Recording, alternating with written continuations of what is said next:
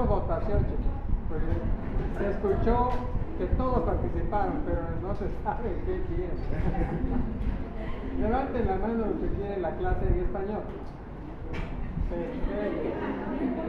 Ahora los valientes que quieren la clase en inglés. Bien. Tienen que hacer su grupo de inglés, porque les voy a pasar artículos de los temas que estamos avanzando para que hagan un resumen, se discute el resumen y además practiquen su inglés, ¿no? O sea, la práctica es importante en todo. Uno aprende más practicando. Bueno, estamos en el capítulo de micosis oportunistas. Mucormicosis forma parte de eso. ¿De acuerdo? Este género de hongos está en la naturaleza, en la tierra, en el agua y en los vegetales que están en descomposición.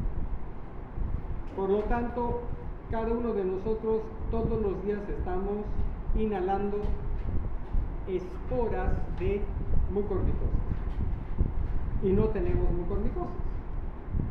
Entonces, por eso es un ejemplo de micosis oportunista. Esta enfermedad estas infecciones producen enfermedad en huéspedes que tienen factores de riesgo. Por ejemplo, la diabetes mellitus tipo 1 es un factor de riesgo. El paciente que tiene neutropenia, este marcador no sirve. Tienen que verificar, chicos,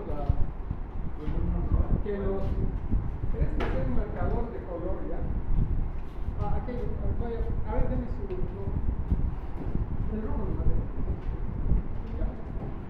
Entonces la neutropenia. El paciente con VIH, el paciente que está tomando corticoides, el paciente que está trasplantado, y el paciente que tiene otras inmunosupresiones, ¿no? Entonces, los factores de riesgo son esos: diabetes mellitus tipo 1 descompensado, paciente que tiene paciente que toma medicamentos por tradición, pacientes que toman medicamentos por cáncer, todo eso produce disminución de la inmunidad. Eso es un factor de riesgo para que ese hongo que está en las mucosas del paciente desarrolle y lleve a la enfermedad. ¿Sí? Por eso se llama micosis oportunista. ¿Cómo es la morfología? La morfología del hongo, de este hongo, es muy interesante, porque son hongos filamentosos, ¿de acuerdo? A diferencia de cándida, que era levadura. Entonces, este grupo son de hongos filamentosos. El filamento es un filamento hialino, primero. No tiene septos, segundo, y es ancho. El ancho puede ser tanto como 15 micrómetros, o tan estrecho como 6, o sea que es más grande que el glóbulo rojo, el ancho. Y se divide, y en la división se produce otro filamento en ese ángulo. ¿Cuántos grados tiene ese ángulo, Miguel? A ver. ¿Por qué tiene 90?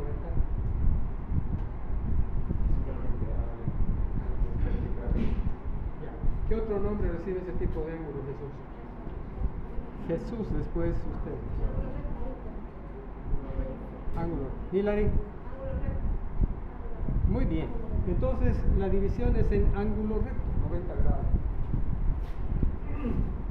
Y la longitud de este filamento puede ser hasta de 4 milímetros. ¿Qué les parece eso? ¿Grande o pequeño? Grande. Es decir, uno lo puede ver. Es un filamento largo, 4 milímetros. Y entonces acá esto termina en una estructura que se llama columela.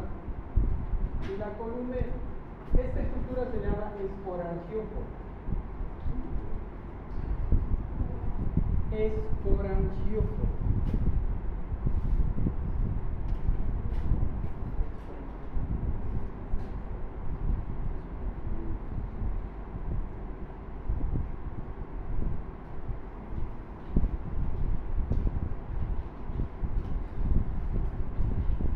Esporangióporo, ese es el nombre.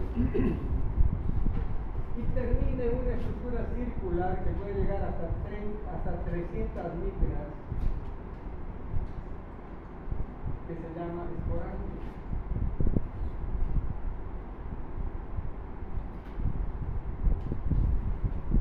El esporangio viene a ser como una bolsa, ¿no?, que contiene pequeñas estructuras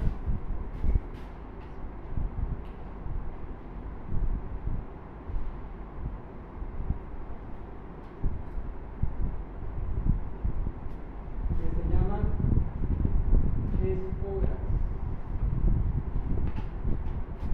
¿De acuerdo? Entonces, ¿cuál es el mecanismo de infección para el hombre?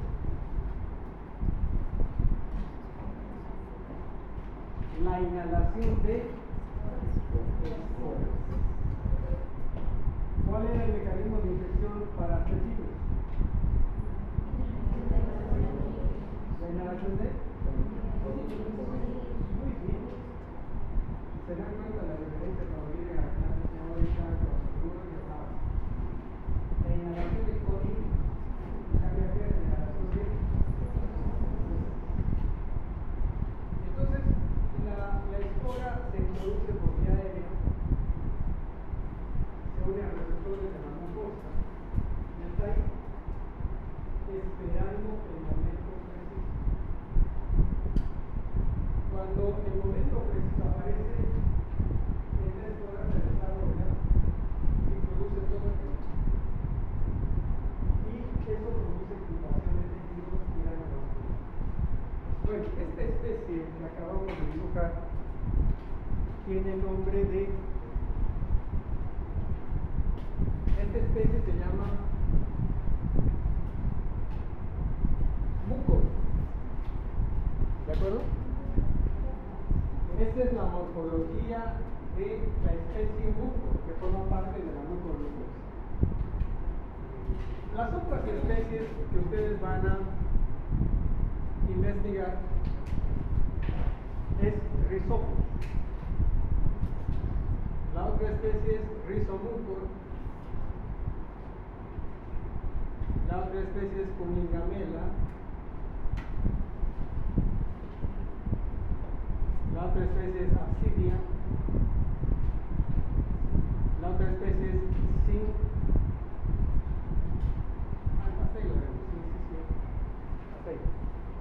Entonces,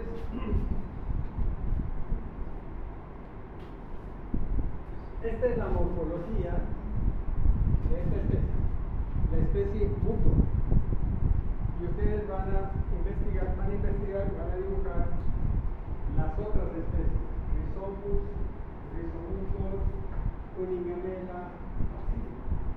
Todo ese grupo forma parte de lo que se llama pseudonicosis. También se llama pseudonicosis. Pues este hongo, una vez que las condiciones están dadas, empieza a reproducirse a partir de la espora y la orina, todo eso. Y va dañando tejidos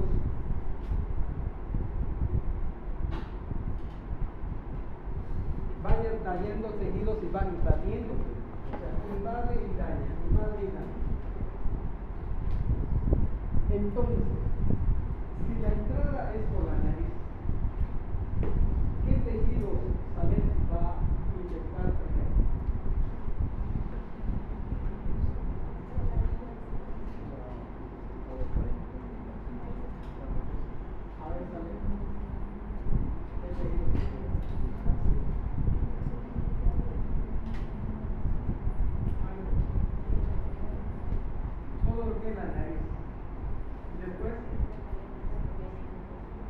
¿cómo se llaman las cavidades nasales? ¿Cómo se llaman las cavidades nasales?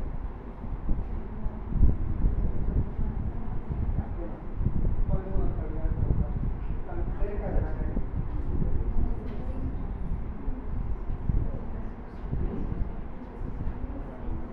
Los senos.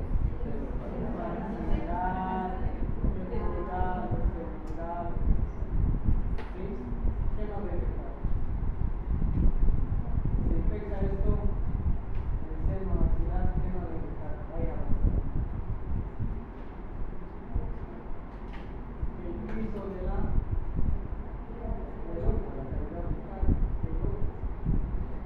Se infecta el seno esclerotal o mortal, ¿qué viene por encima? ¿Ah? Ya, la glándula pituitaria está ahí justo detrás del seno y ustedes ponen. Está por encima del estómago. Ya, por encima que está. ¿Ah? Eso se puede hacer.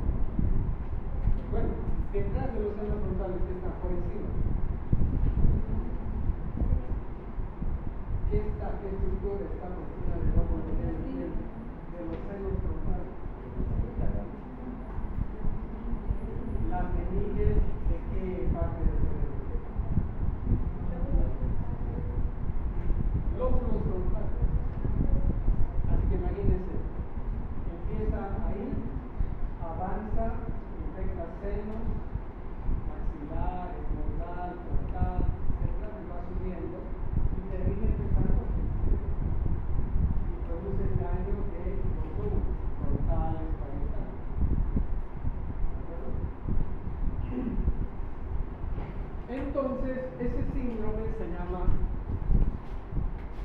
síndrome, a ver en español, remo seno cerebral.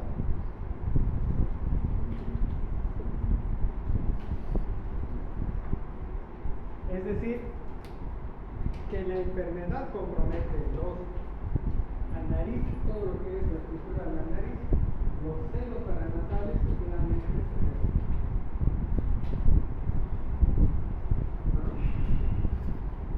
Entonces, esta forma de ritmo cerebral, o ritmo sino cerebral, o ritmo sino cerebral, es una forma, la más frecuente, sobre todo se ve en los diabéticos. Es decir, no todos los diabéticos tipo 1 van a tener esto, sino aquellos que tienen la complicación que se llama cetoacidosis diabética. ¿De acuerdo? Entonces, el que está en cetoacidosis diabética, que es una complicación aguda, puede desarrollar esta forma. La otra enfermedad que es un factor de riesgo es la enfermedad en la cual la persona acumula mucho hierro. Eso va a significar cómo caer en el hierro. Esa es la segunda, la primera es la morfología. Entonces, hay enfermedades en las cuales el cuerpo acumula mucho hierro. Entonces, el hierro permite que este hongo desarrolle rápidamente. Aparentemente, el hierro se nutre sobre todo de todo, pero sobre todo de hierro. Entonces, el hongo va avanzando porque va dañando tejidos y al dañar tejidos daña la microcirculación. Entonces, los capilares se inflaman y se necrosan. ¿Y qué pasa cuando un capilar se inflama y se necrosa? ¿Cuál es la consecuencia? Capilar inflamado y necrosado.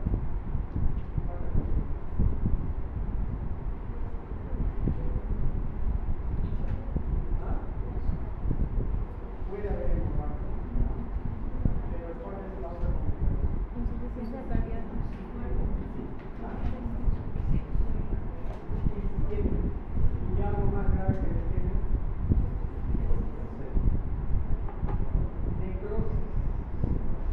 Entonces, ¿qué es lo que sucede con el paciente? A medida que va avanzando la enfermedad y el daño de los tejidos, el paciente puede tener algo de sangrado, pero lo que más tiene es zonas isquémicas y zonas necróticas, porque no hay irrigación. Bueno, entonces, ¿cuáles serán los síntomas que va a tener el paciente?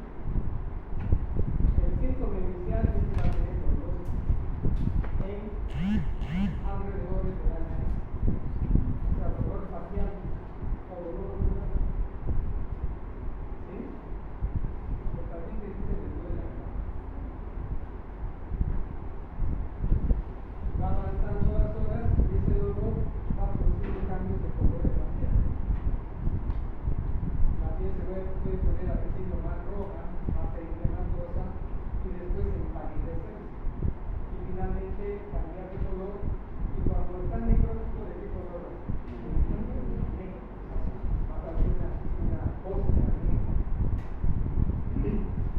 Y como afecta la cavidad orbitaria, el paciente va a quejarse de que tiene dolor en el ojo y ese dolor va a aumentar con los movimientos, ¿no? Si usted mira arriba, mira abajo, allá y le va a doler. Pero además, ese proceso inflamatorio hace que el globo ocular poco a poco vaya saliendo hacia afuera.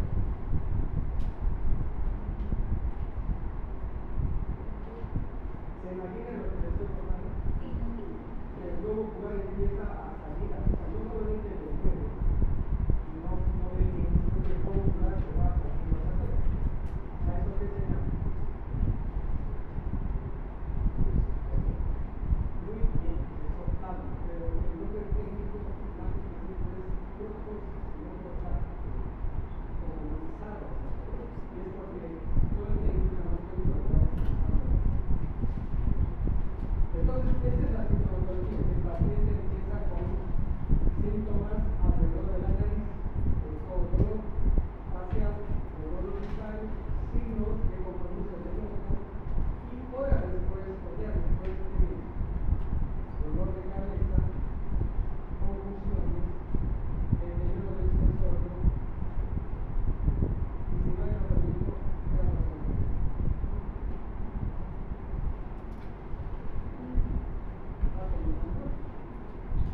El riesgo de muerte es del 30 al 70%.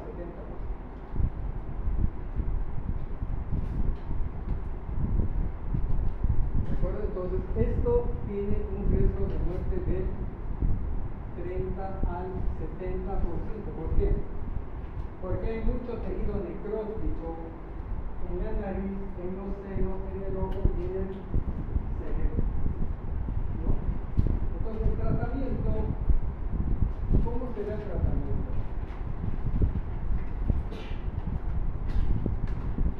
Hay que dar un antibiótico de alta potencia, ¿no? ¿Qué más?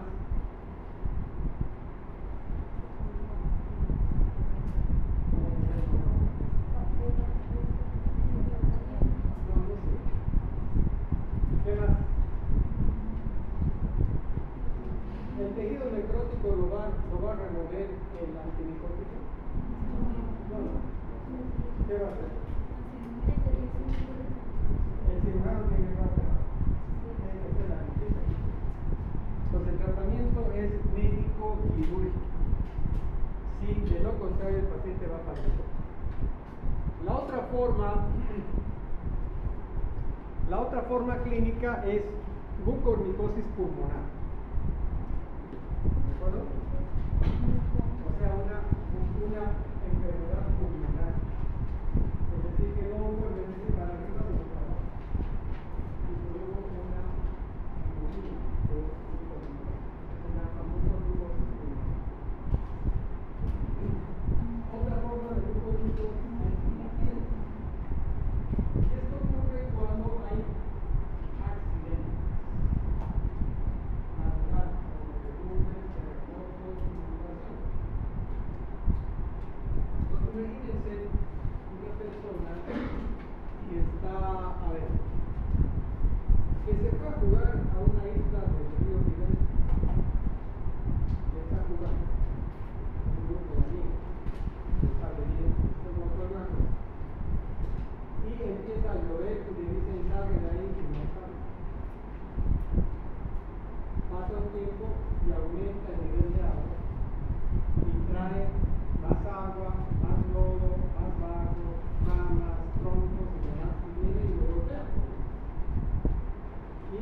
paciente lo rescata, pero su cuerpo está lleno de heridas. ¿Sí? Entonces, en una de esas heridas, tengo un lado la mucosidad. Entonces, desarrolla mucormicosis viral. En otros casos, la inmunosupresión es tan grande que a partir de la parte de los senos, de la parte pulmonar, de la parte de la piel, se disemina por sangre.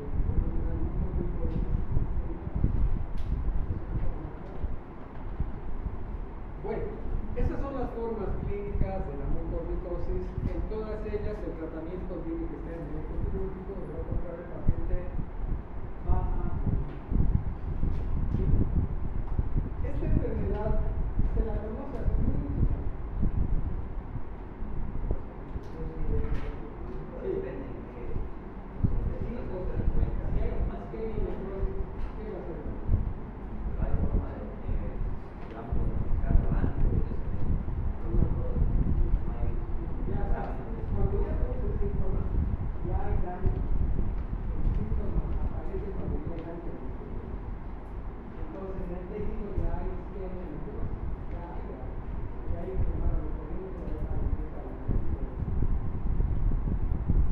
Confiarse solamente en el antibiótico va a producir la muerte.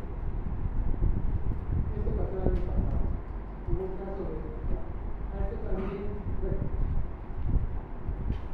esta enfermedad es antigua. Lo que no está siempre, la que está, no apareció en el pasado,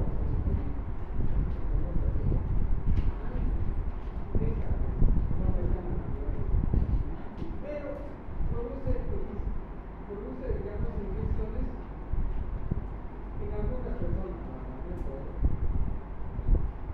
y se volvió famoso durante el COVID, porque decía el paciente se murió porque tenía infección por el hongo que este se llama, entonces el año pasado, creo que sí, a principios de año hubo un caso de San Juan, un caso de mucormicosis, y entonces la reunión de la secretaria de doctor, ¿qué le parece este caso? ¿Qué recomienda? Yo le dije, el tratamiento tiene que ser inicia el tratamiento y cambia las semanas para el COVID. No es cierto. A la semana sale la noticia. Dice, el equipo médico ha decidido llamar al hospital. Y 2 semanas después el paciente se murió.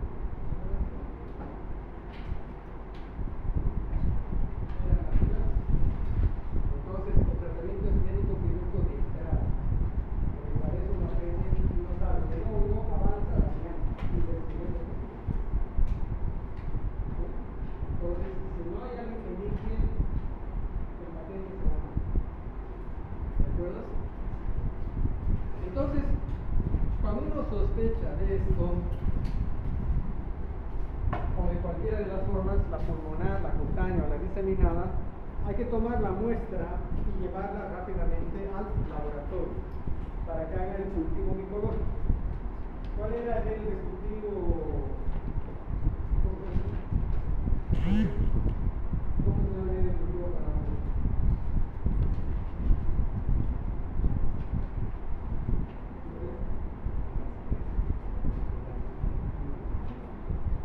A ver, ¿qué señor?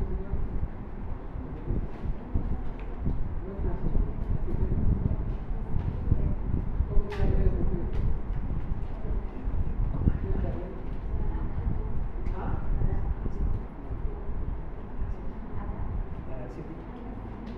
En medio del cultivo para crecimiento de hongos se llama agar. ¿Agar qué? Sí, agar. Agar sangre. En agar sangre crece, pero no es el medio. Ya, nuevamente anoten la tabla. Entonces, se lleva el tejido o se lleva la muestra y es decir, cultivo micológico. Cultivo para bacterias, cultivo para cultivo micológico. Donde sangre no va a utilizar. Tampoco en agar matope. Tampoco en agar chocolate. Ya les expliqué en la primera clase, si revisan los apuntes. Entonces, el bacteriólogo siembra esta muestra en el agar específico para uno. Y en 4 días desarrolla esto. ¿De acuerdo? 4 días de desarrollo. Tiene que ser esto rápido. Pero, cuando uno hace el diagnóstico clínico y dice esto es una mucovirosis, envía la muestra, en ese momento le da la receta al paciente, a la familia, ¿no? Y en ese momento llama al cirujano. Si el daño está en el seno maxilar, se llamará al. ¿Qué cirujano es especialista en el seno maxilar? Si el daño está en el ojo, ¿a qué cirujano llamamos? Al oftalmólogo.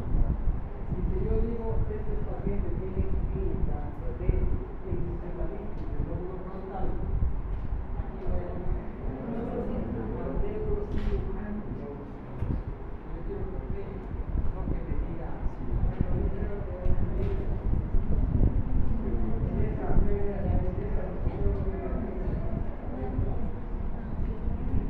médico dice acá hay una mucovirosis cerebral. Por lo tanto, voy a llamar al otorrino para que opere y limpie esto, y al neurocirujano para que opere el acceso de esto. Y antes de eso yo ya le pongo la primera dosis de medicamento. ¿Cuál es el más potente? ¿Cuál es el antimicótico más potente? ¿Cuál? No. La quinocamina entra, pero el más potente, ese es el medicamento más potente. Anfotericina B. Y la forma, y se necesita saturar los tejidos a la mayor velocidad. Entonces, hay que usar la mejor formulación de la anfotericina B, que es la tarea de la anfotericina. Liposomal. Hay que usar anfotericina liposomal porque hay que darle la mayor dosis para que se sature. Y a eso le puedo agregar una equinocandina. Pero lo que no puede faltar es eso, la anfotericina B. ¿De acuerdo? Entonces, cuando uno sospecha de esta micosis o conjuntiva, el tratamiento es anfotericina B, liposomal. ¿Por qué? Porque necesito impregnar rápidamente el tejido. Si no necesitara impregnar rápidamente el tejido, se puede dar anfotericina B o no. Pero no. El hongo avanza rápidamente, es una carrera contra la obesidad. Entonces, anfotericina B liposomal. Y le puedo agregar otro medicamento que podría efectivar. Y hay triazoles también que puedo agregar. Que va a ser mi tercera tarea. ¿Qué triazoles puedo combinar? ¿Sí? ¿Qué triazoles puedo agregar a eso? ¿De acuerdo? Esa es la tarea. Entonces, esa es la importancia de esta infección oportunista por hongos, que produce daño acompañado de isquemia y necrosis, y también hemorragia. El paciente dice, tengo secreción por la nariz que sale manchada con sangre, o sale directamente sangre y restos de tejido. Entonces ya se me dice, esta persona se le está desprendiendo la mucosa de la nariz, ¿no? Por eso yo tengo que hacer rápidamente un estudio de imagen. Esto de imágenes se diría que una tomografía. Si el compromiso es solamente de nariz y de aerovoluntaria, una tomografía de senos paranasales o una tomografía de esto y del cerebro, ¿no? Para ver qué está pasando en todo. Porque a esto se agrega que a partir de la infección de acá y se produce la isquemia y necrosis de las venas y arterias, el hongo puede viajar por la sangre. ¿Y a dónde va a viajar? Si hay una infección de esta zona, ¿a dónde va a viajar?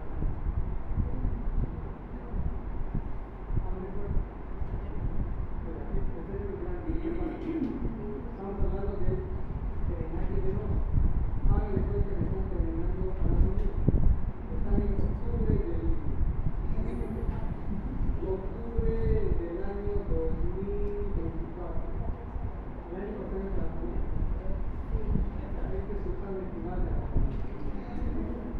Venas de acá, de la nariz, ¿a dónde drena? Vamos a ver si le dan casi todavía en la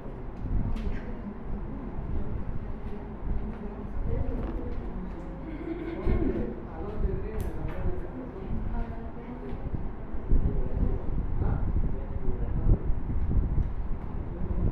Esta zona drena a otros lugares. Forma parte de lo que no va a ejecutar.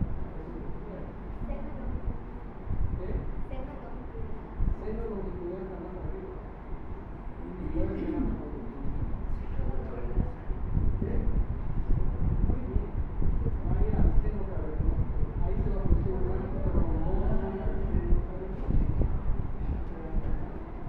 Y eso va a producir 5. Entonces, la tarea número 4 o 5. Ya, la tarea número 5. ¿Cuáles son los síntomas y signos que producen la trombosis del seno cavernoso? Una de las complicaciones de esto es la trombosis. ¿De acuerdo? Tarea número 6. Hemos dicho que esta enfermedad aparece en complicaciones de la diabetes tipo 1. ¿Qué complicaciones salen? ¿Cómo se llama la complicación de la diabetes tipo 1?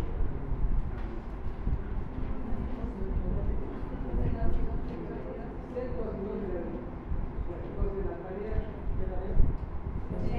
6. Criterios para hacer diagnóstico de cetoacidosis. ¿Ustedes les gusta? Después lo manda al grupo. ¿Quién lo manda? Usted no tiene por qué darle la tarea. Usted tiene que seguir con todo. Póngase que después de una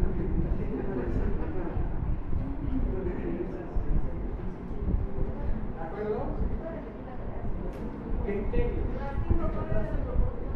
La última tarea. Criterios para hacer diagnóstico de cetoacidosis diabética. ¿Ya? Criterios. Los criterios son 3. Son 1, 2, 3. No vamos a entrar en detalle. ¿Cuál era la 3?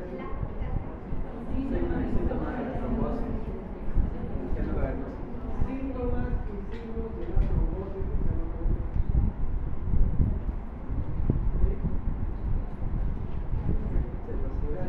Esta clase tiene 6 capítulos.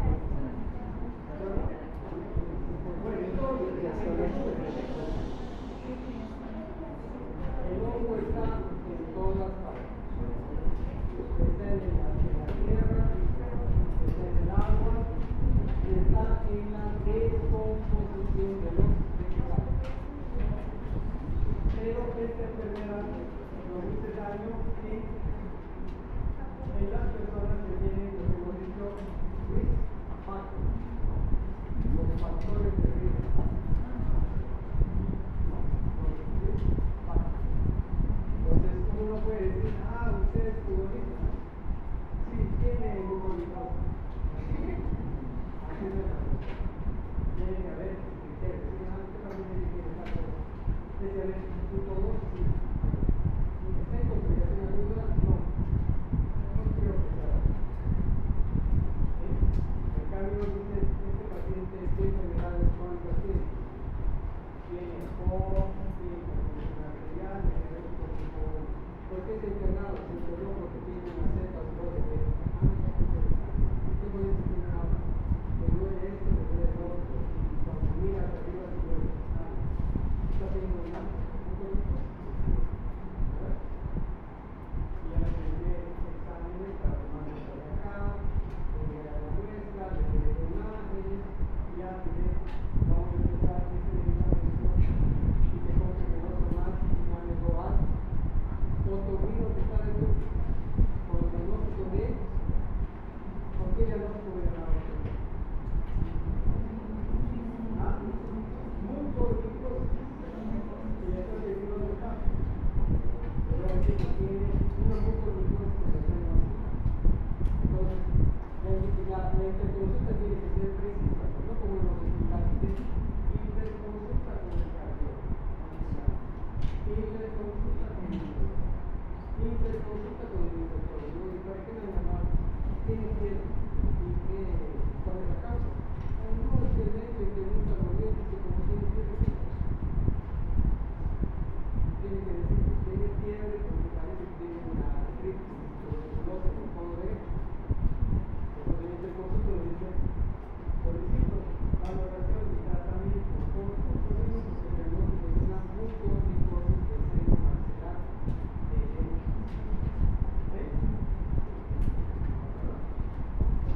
la precisión que tienen los que se gradúan con un PPA de 51. Así es la precisión. ¿De acuerdo, chicos? Preguntas.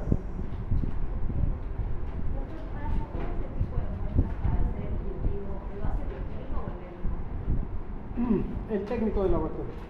O sea, si el paciente expectora, la enfermera o el médico toma la muestra, ¿no? El dice, a ver, expectore y en un frasco reúne la expectoración.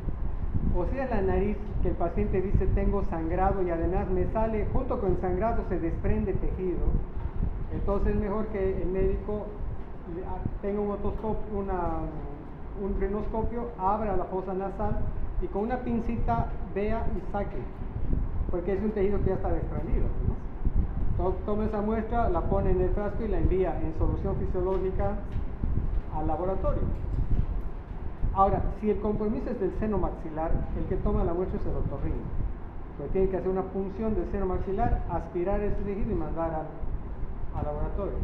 Si la infección fuera un absceso cerebral, la muestra se toma en quirófano. El neurocirujano hace la apertura del cráneo, llega al absceso, toma la muestra y lo manda. Eso es para saber cuál de esas es. ¿No? Porque hay que confirmar la etiología.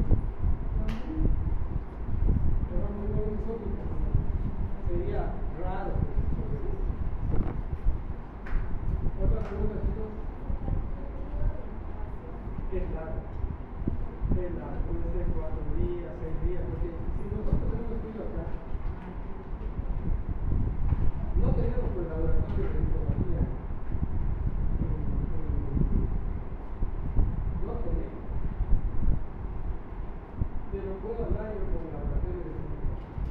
A decir, mis estudiantes están muy interesados en esto.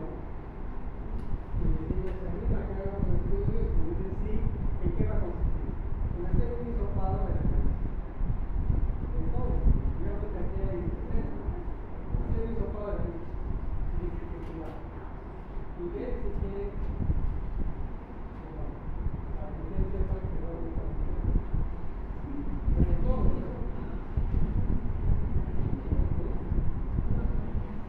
Bueno, pero ese sería el estudio epidemiológico. Es decir, de 80 estudiantes de micología, 70 están colonizados.